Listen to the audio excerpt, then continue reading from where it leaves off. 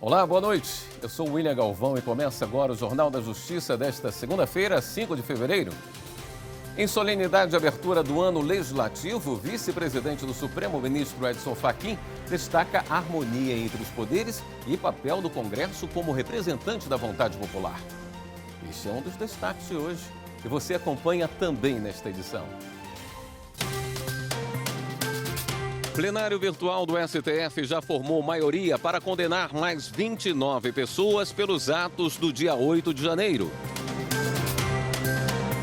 Julgamento envolvendo instalação de aterros sanitários em áreas de preservação permanente será levado ao plenário físico do Supremo. E ainda, Conselho Nacional de Justiça lança o Bloco do Respeito, a campanha de conscientização contra o assédio no Carnaval.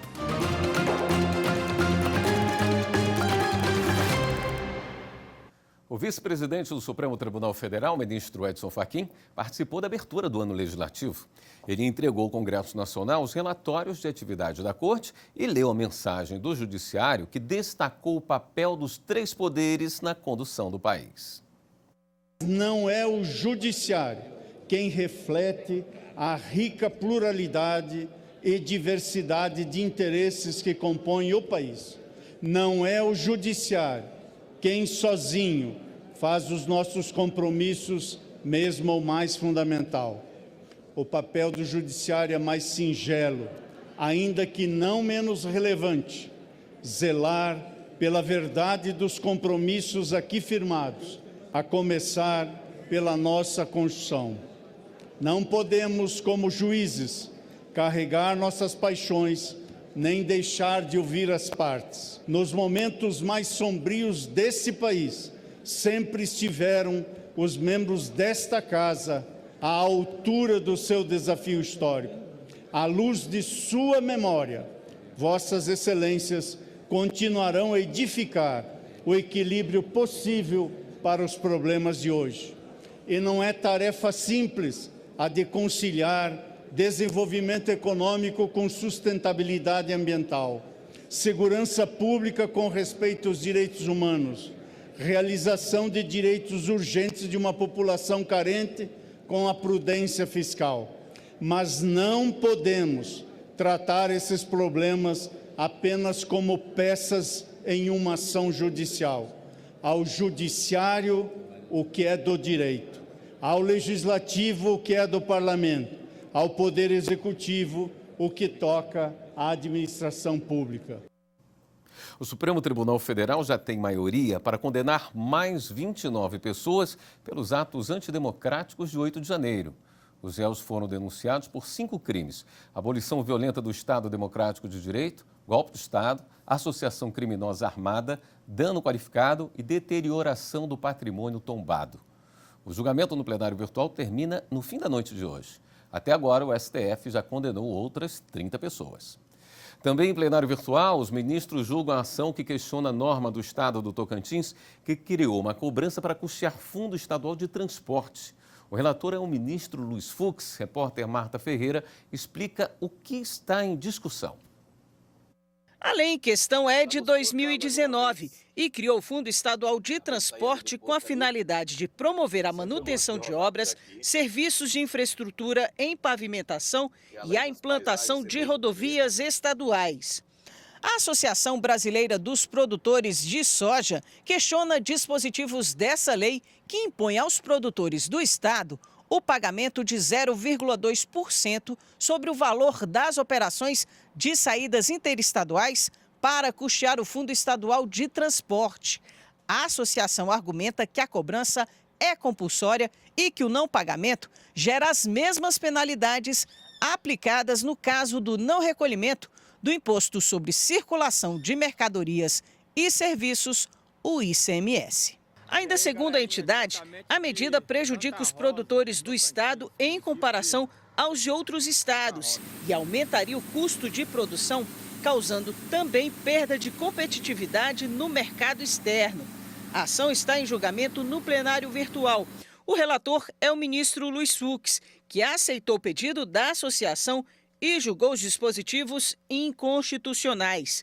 Para Fux, essa cobrança não tem característica de preço público, mas de tributo, já que não está vinculada à prestação de serviço, além de ter como fato gerador a saída de mercadoria e possuir a mesma base de cálculo do ICMS. Assim, o relator lembrou no voto que, fora das hipóteses expressamente autorizadas na Constituição Federal, a vinculação da receita de impostos é inconstitucional, como ocorre no caso em exame, em que a receita do imposto é vinculada ao Fundo Estadual do Transporte. O ministro Gilmar Mendes acompanhou o relator. O prazo para os demais ministros apresentarem o voto termina nesta sexta-feira. O julgamento em que se discute a instalação de aterros sanitários em áreas de preservação permanente agora vai ao plenário físico do STF. O ministro Gilmar Mendes pediu destaque e a votação será reiniciada. Repórter Pablo Lemos. O ministro Gilmar Mendes atendeu ao pedido de associações do setor de resíduos e retirou de pauta as ações que discutem a manutenção de aterros sanitários em áreas de preservação permanente. Com o destaque do ministro, o julgamento será reiniciado do zero no plenário presencial do STF. Fica mantido apenas o voto da ministra Rosa Weber, que se aposentou. O Supremo vai julgar recursos do Partido Progressista e da Advocacia Geral da União contra uma decisão da Corte de 2018. Na época, o STF proibiu a gestão de resíduos nessas áreas. Agora, a discussão gira em torno da diferença entre aterro sanitário e lixão e a possibilidade de manter o funcionamento dos aterros localizados em áreas de preservação. Ao pedir destaque, o ministro Gilmar Mendes ponderou não haver uma contradição entre a gestão de resíduos e a proteção ambiental. Segundo ele, haverá situações em que a execução de obra de gestão de resíduos sólidos será melhor alocada em área de proteção ambiental. Ele também afirmou ser inequívoco que a corrente formada pela maioria dos ministros considerou a expressão gestão de resíduos sinônimo de lixão, a significar o descarte incorreto de resíduos sólidos. Os recursos começaram a ser julgados em agosto de 2023, mas a análise foi suspensa por pedido de vista do presidente do Supremo, ministro Luiz Roberto Barroso. Até então, 6 ministros haviam votado. O relator do caso, o ministro Luiz Fux, atendeu parcialmente aos pedidos para dar prazo de mais 36 meses para acabar com os aterros sanitários em funcionamento em áreas de proteção. Ele foi seguido pelas ministras Rosa Weber, Carmen Lúcia e Edson Fachin. A data para a retomada da análise aqui no plenário presencial do STF será definida pelo presidente da Corte, ministro Luiz Roberto Barroso. A seguir, Justiça determina que seja regulamentada a venda de passagens gratuitas a idosos e pessoas com deficiência pela internet. Voltamos em instantes.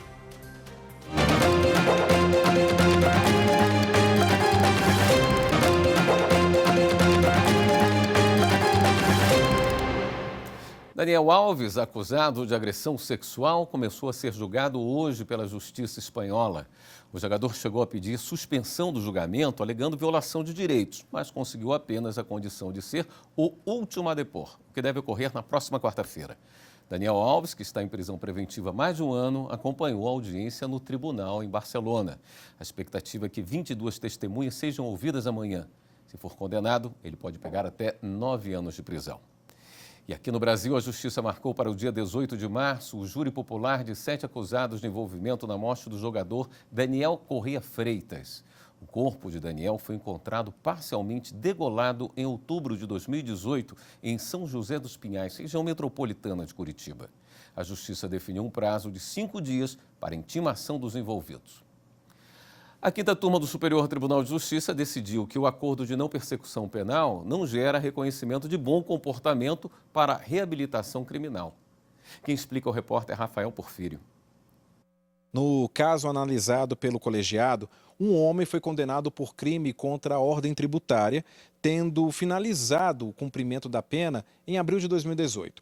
Passados 4 anos da extinção da pena, ele pediu sua reabilitação criminal, a qual foi indeferida sob o argumento de que o interessado teria sido indiciado pela prática de estelionato antes de completar os 2 anos, não cumprindo dessa forma os requisitos legais para a concessão da reabilitação. Ao STJ, o homem alegou que os eventos que resultaram em seu indiciamento por estelionato foram objeto de acordo de não persecução penal, o que levou à extinção de sua punibilidade. Dessa forma, ele defendeu que esses fatos não poderiam ser considerados para a rejeição de seu pedido de reabilitação criminal. O relator do recurso, ministro Ribeiro Dantas, destacou que o artigo 94 do Código Penal estabelece alguns requisitos para a obtenção da reabilitação, como a apresentação de requerimento após um prazo de 2 anos contados da data em que a pena foi extinta e a demonstração, nesse período, de que a pessoa teve comportamento público e privado que comprove a sua boa conduta social. Para o relator, apesar de o acordo de não persecução penal ter efeitos próprios, ele não é suficiente para caracterizar o bom comportamento público e privado, exigido para a reabilitação criminal. Segundo o colegiado, a avaliação do bom comportamento deve ser feita com base nas condutas cotidianas do indivíduo, englobando ações éticas, respeitosas e socialmente aceitáveis, em todas as áreas da vida. Desta forma, a ausência de bom comportamento devido ao seu indiciamento pelo crime de estelionato pode ser considerada como justificativa para negar o pedido de reabilitação. Após a ação do Ministério Público Federal, a Justiça determinou que a Agência Nacional de Transportes Terrestres regulamente a venda de passagens gratuitas a idosos e pessoas com deficiência pela internet. Márcio Fontinelli tem os detalhes. O processo judicial foi iniciado pelo Ministério Público Federal no Ceará, mas a decisão vale para todo o país. Nela está a obrigação da Agência Nacional de Transportes Terrestres, a ANTT, criar uma resolução que determina a oferta de passagens gratuitas e com descontos para idosos e pessoas com deficiência no transporte coletivo interestadual pela internet. Durante a ação, o MPF comprovou que as empresas de transporte coletivo interestadual ainda estavam exigindo que idosos e pessoas com deficiência comparecessem pessoalmente aos postos de vendas com a justificativa da apresentação de documentos comprobatórios de idade e renda. Mas, para os procuradores responsáveis pelo caso, essa exigência criava discriminação ainda maior contra aqueles que têm assegurado, na lei, o direito de acessibilidade ao atendimento prioritário. Magistrados de Mato Grosso participaram de um debate pela internet sobre a revisão e atualização do Código Civil brasileiro. O assunto é discutido por juristas de todo o país. Repórter Maritza Fonseca. O Código Civil determina os direitos e deveres das pessoas. São 2.046 artigos que norteiam as obrigações de todos os indivíduos brasileiros. Mas será que os cidadãos conhecem algum artigo do atual Código Civil? Não conheço. Não. Mas já ouviu falar sobre o Código Civil brasileiro? O Código Civil atual está em vigor desde 2003 e já existe uma discussão para a reforma e a atualização da normativa. E este foi o tema do webinário realizado pela Escola Superior da Magistratura de Mato Grosso. Nós reunimos diversos professores, doutores, pessoas que estão no grupo das comissões que estão estudando essas reformas para que eles pudessem passar às nossas juízes e aos nossos juízes os melhores encaminhamentos para os futuros artigos do Código de Processo Civil. São propostas várias mudanças para o Código Civil brasileiro, não só uma atualização, mas uma reforma. E conforme a comissão de juristas, estão previstas várias alterações que vão impactar a vida das pessoas, desde questões dos direitos da personalidade, família, sucessões e contratos. E tem, inclusive, uma novidade, como é o caso do direito digital. Eu acho que está mais do que claro que o direito digital hoje não pode ser deixado no segundo plano. A única dúvida é uma questão mesmo de metodologia. Se ele deveria estar ali organizado na forma de um livro autônomo, de um eventual código ou mediante algumas inserções pontuais nos livros que já existem do Código Civil. Algumas questões nos permitirão, inclusive, um poder judiciário mais ágil, célere, porque cuidará de demandas em que, de fato, né, necessitem uma intervenção e uma atenção mais significativa do próprio Poder Judiciário. E desburocratizando, a gente consegue ter as coisas, né, na vida das pessoas, as situações, né, se desenrolando de forma mais prática, efetiva, que é o que a gente espera, né, enquanto sociedade. Magistrados e magistradas das comarcas em Mato Grosso já estão se preparando para aplicar as mudanças. E quando o novo Código Civil entrar em vigor, a população vai poder contar com um judiciário ainda mais eficiente. O Tribunal de Justiça e as ESMAG saem na frente justamente porque se propõe a discutir um tema que está na pauta das discussões, né, e podem ainda trazer contribuições e teremos um tribunal já mais preparado para atuar nessas questões do direito civil brasileiro. O Tribunal de Justiça de Alagoas encaminhou quase 12 mil processos antigos para reciclagem. As ações tramitaram no segundo juizado da capital de 2002 a 2013. As informações com o repórter André Risco. A assinatura do termo de eliminação dos 11.818 processos do segundo Juizado Especial Cível de Maceió garantiu a doação de um total de 3 toneladas e 800 quilos de papel para a cooperativa Copilum. Esses processos são do segundo juizado da capital, que já estavam no arquivo há considerável tempo, né? São processos que são do ano de 2002 a 2013 e que tiveram a sua temporalidade cumprida, né? A temporalidade significa dizer o tempo de permanência no arquivo. Após adequado esse prazo, né, você consegue fazer a eliminação dentro de uma sistemática regulamentada pelo CNJ. Ainda segundo o magistrado, mais descartes devem acontecer durante este ano. Inclusive, já foi publicado o edital de eliminação também de processos do terceiro juizado e ainda da 14ª Vara Cível da capital.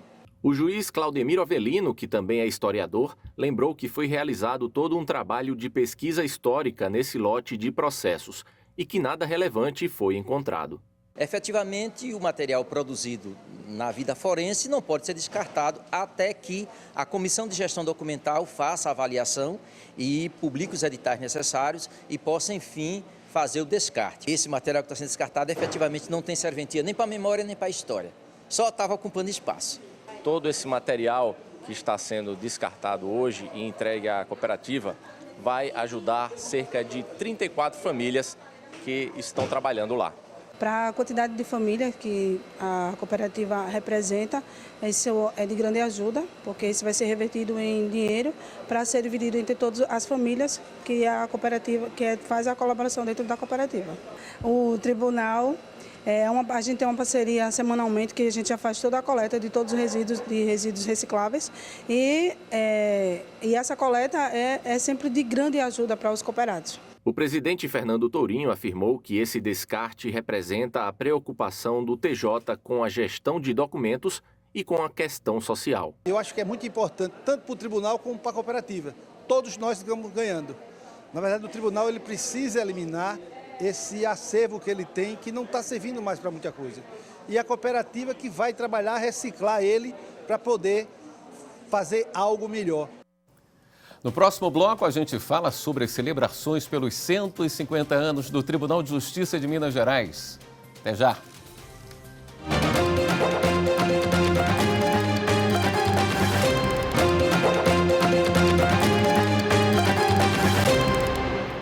A instalação do Tribunal de Justiça de Minas Gerais completou 150 anos. Para marcar a data, a sede do tribunal foi transferida temporariamente para Ouro Preto, onde começou a história da segunda instância do Judiciário Mineiro em 1874. A repórter Kátia Matos acompanhou e traz os detalhes. A comemoração do aniversário começou com uma missa na Basílica de Nossa Senhora da Piedade. A direção do tribunal, servidores, magistrados e autoridades acompanharam a cerimônia. A celebração é muito importante porque nós temos que dar graças ao fato do tribunal, há exatos 150 anos, ter começado as suas atividades aqui no Tribunal da Relação de Ouro Preto. E desde então o tribunal, como foi falado hoje na homilia do bispo Dom Barroso, o tribunal tem sido de alguma forma luz na vida das pessoas, no caminho das pessoas que buscam justiça, que buscam ver seus direitos reconhecidos, seus direitos fundamentais, sociais reconhecidos. E o tribunal tem feito acompanhado essa caminhada de acordo com a evolução dos textos legislativos, especialmente da nossa Constituição. Logo após a missa, foi realizada uma sessão solene, cívica e histórica no prédio do antigo Fórum de Ouro Preto. O presidente do TJMG, desembargador José Arthur Filho, assinou o ato de transferência temporária de Belo Horizonte para Ouro Preto. Declaro aberta esta sessão especial cívica em homenagem ao sesquicentenário de instalação do Tribunal de Justiça do Estado de Minas Gerais, então na ex-capital imperial de Ouro Preto. Foi feito também o descerramento da placa das futuras instalações do Museu do Judiciário de Minas Gerais. É um momento de absoluta relevância.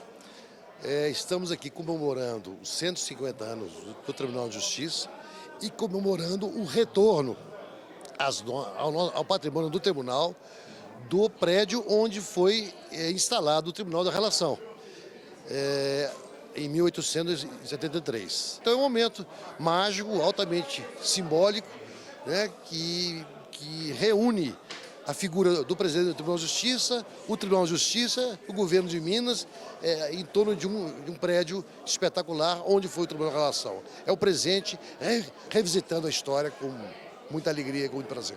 Durante a cerimônia, o superintendente da Memória do Judiciário Mineiro, desembargador Marcos Henrique Caldeira Brant, apresentou o primeiro livro de atas do tribunal, que também já tem 150 anos de existência. A importância disso é a importância que o Tribunal de Justiça de Minas Gerais dá para a educação patrimonial, dá para o patrimônio histórico do Brasil. O desembargador Caetano Levi Lopes, que também integra a comissão especial dos 150 anos do TJMG, foi o orador oficial da cerimônia. Ele lembrou a trajetória dos 7 primeiros desembargadores que inauguraram o Tribunal da Relação em Minas Gerais. Criado esse tribunal, depois de 150 anos, a instituição continua, a instituição está prestando serviços à sociedade mineira, mas nós não podemos esquecer daqueles, não só desembargadores, mas também servidores, que deram o passo inicial. Essa solenidade ela serve para relembrar marcos históricos do Poder Judiciário em Minas Gerais, especialmente o Tribunal de Justiça, que realiza a atividade de distribuir justiça, mas ao mesmo tempo, sem esquecer da relevância social que a função jurisdicional tem. O presidente José Arthur Filho fez o lançamento da medalha comemorativa das 7 cortes sesquicentenárias, ou seja, os tribunais de segunda instância criados pelo mesmo decreto imperial, em 1873. Minas Gerais, Pará, Ceará, São Paulo, Rio Grande do Sul, Mato Grosso e Goiás. Magistrados, advogados e autoridades que ajudam a construir a história da justiça em Minas Gerais foram agraciados. A transferência da sede do Tribunal de Justiça para Ouro Preto não foi apenas simbólica.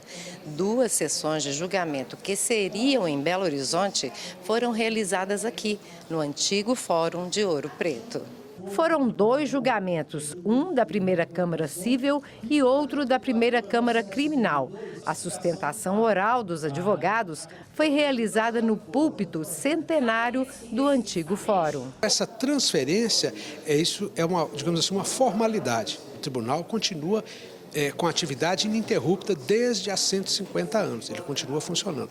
A vinda para cá é uma forma de valorizar a efeméride, um momento histórico. O Conselho Nacional de Justiça lançou a hashtag Bloco do Respeito, uma campanha para prevenir o assédio e outras formas de violência durante o Carnaval. No carnaval não pode faltar samba no pé, axé e frevo. Não pode faltar marchinha, maracatu e piseiro. Também não pode faltar amor, diversidade, inclusão, proteção e muito respeito. E vale lembrar, não é não. O vídeo é um trechinho da campanha do CNJ para o Carnaval. O Bloco do Respeito já está em todas as redes sociais. Até o fim do Carnaval vai contar com artistas e influenciadores para falar de igualdade e respeito a gênero, cor, origem, orientação sexual. Um carnaval mais diverso e alegre só é possível quando você entra no Bloco do Respeito. Vem com a gente! Uma campanha do Conselho Nacional de Justiça. E uma última notícia. O ministro Alexandre de Moraes, do Supremo, prorrogou por mais 180 dias o inquérito que investiga os autores intelectuais e instigadores dos atos antidemocráticos de 8 de janeiro de 2023. No despacho, o ministro atendeu a pedido da Polícia Federal, que apontou a necessidade de mais prazo para a conclusão das diligências em andamento. Esta edição do Jornal da Justiça fica por aqui. Um bom início de semana para você. Até amanhã.